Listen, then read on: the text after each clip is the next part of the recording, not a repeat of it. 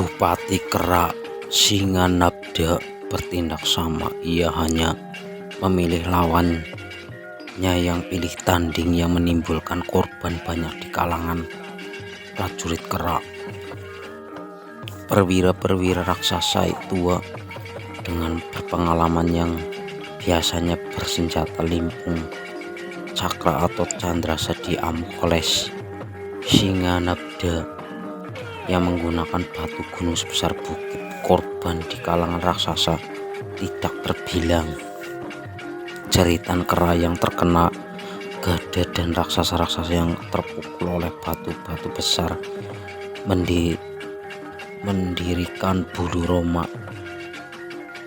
Jeritan mereka yang terluka sangat memilukan. Korban yang berjatuhan di kedua belah pihak tidak terbilang. Raksasa-raksasa luka mengaduh keras sekali,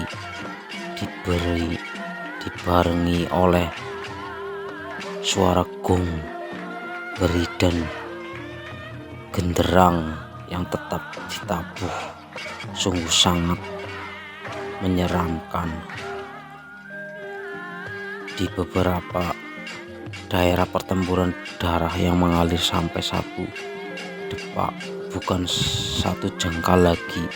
Bangkai-bangkai raksasa bersusun tindih dengan tubuh-tubuh prajurit Kera yang tewas. Sungguh merupakan pemandangan yang mengerikan sekali. Tiba-tiba muncul gajah raksasa milik Rahwana yang berpengalaman di medan perang sejak zaman Arjuna Sasrabahu dulu, yang besar dan tinggi berlipat ganda dari gajah biasa. Ia mengamuk di tengah pasukan Kera dan menimbulkan banyak korban. Sugriwa memperhatikan amukan gajah tersebut. Ia segera memerintahkan pada perwira-perwira Kera Sakti untuk menyelesaikan peperangan. Perwira Kera Sakti mengeroyok gajah itu, diserang bersama-sama. Ada yang meloncat, ada yang memegangi gading, ada yang memegangi kaki, ada yang memegangi belalai gajah, ada yang memegangi telinga, ada yang memeluk pangkal paha, ada memeluk leher, dan ada yang memeluk ekor. Kemudian secara serempak mereka menjebol dan mencabut bagian tubuh gajah itu yang menjadi bagian tugas masing-masing. Akhirnya mengerikan, gajah itu tewas, kepalanya pecah, semua bagian tubuhnya terlepas, kulitnya pun dirobek-robek. Setelah gajah raksasa milik Rahwana itu tewas dan tubuhnya hancur, memat semangat bertempur prajurit-prajurit Kera yang bertambah berkobar-kobar. Mereka menyerang musuh dengan dahsyat. Untuk kesekian kalinya bala tentara raksasa Alengka terdesak mundur. Tidak sedikit pun raksasa Alengka yang badannya hancur dibanting pada batu gilang. Setelah seharian berperang di medan pertempuran malam itu sunyi sepi. Darah raksasa dan Kera masih menggenangi medan pertempuran. Usus dan isi perut lainnya dari Kera dan raksasa terapung di lautan darah yang muncul malam itu hanya makhluk-makhluk peminum darah seperti Banaspat dan sebagainya. Keesokan harinya, waktu matahari mulai terbit di ufuk timur tenggara, perang kedua belah pihak mulai terdengar lagi. Gong dan beri genderang dipukul bertubi-tubi. Bala tentara kedua belah pihak mulai dalam keadaan siap tempur. Prabu Ramawijaya yang didampingi oleh Lesmana, Wibisana dan Sugriwa itu menyaksikan keberangkatan pasukan.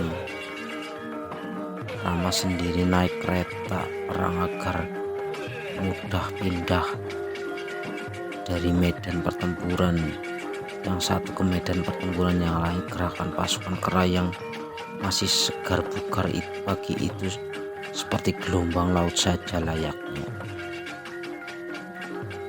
Pada waktu itu yang dipimpin pasukan raksasa Alangka adalah Bupati Prajongga, bupati yang berpengalaman berperang besar di Lokopolo, Ayodhya, Kaindran, dan Maespati. Itu bertubuh tinggi besar dengan muka bulat menakutkan dan kedua matanya bersinar seperti matahari itu. Raksasa itu sangat sakti, rambutnya gimbal panjang berjenggot dan bergodek.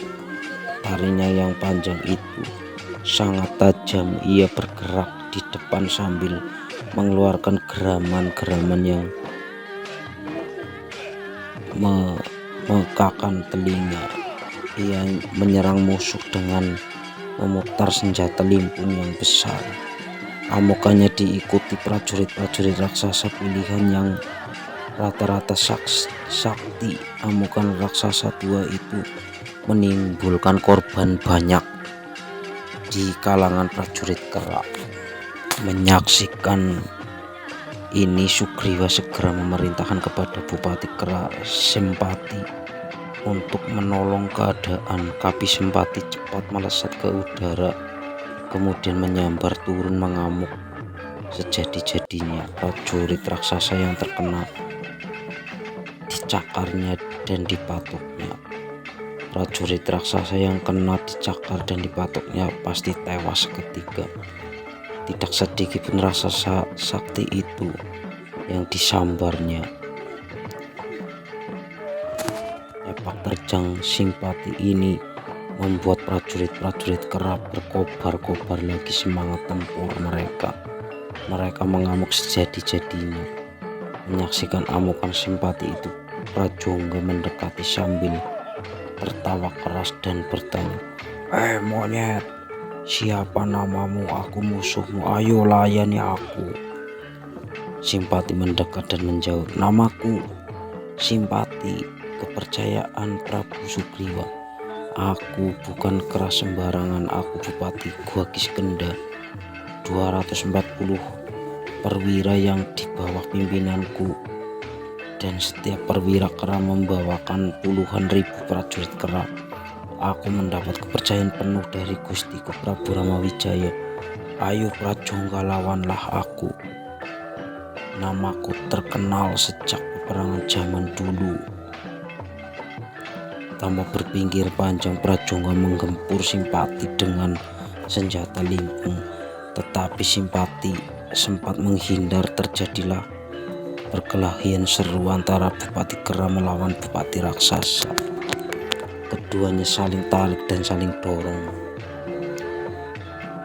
Akhirnya Bupati Raksasa tua itu menjadi terlampau lelah melawan Bupati Kera muda yang sakti dan cekatan Simpati itu. Waktu sedang lengah karena gempuran senjata limpungnya mengenai tanah kosong dan bumi sekitarnya, raksasa seperti itu kayak terkena gempa.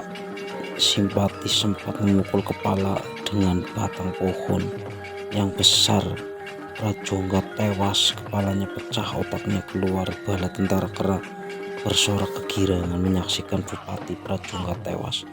Prajurit-prajurit raksasa pengikut menjadi kecil sedikit semangat tempur mereka. Mereka didesak mundur oleh prajurit kera. Banyak mereka yang tewas.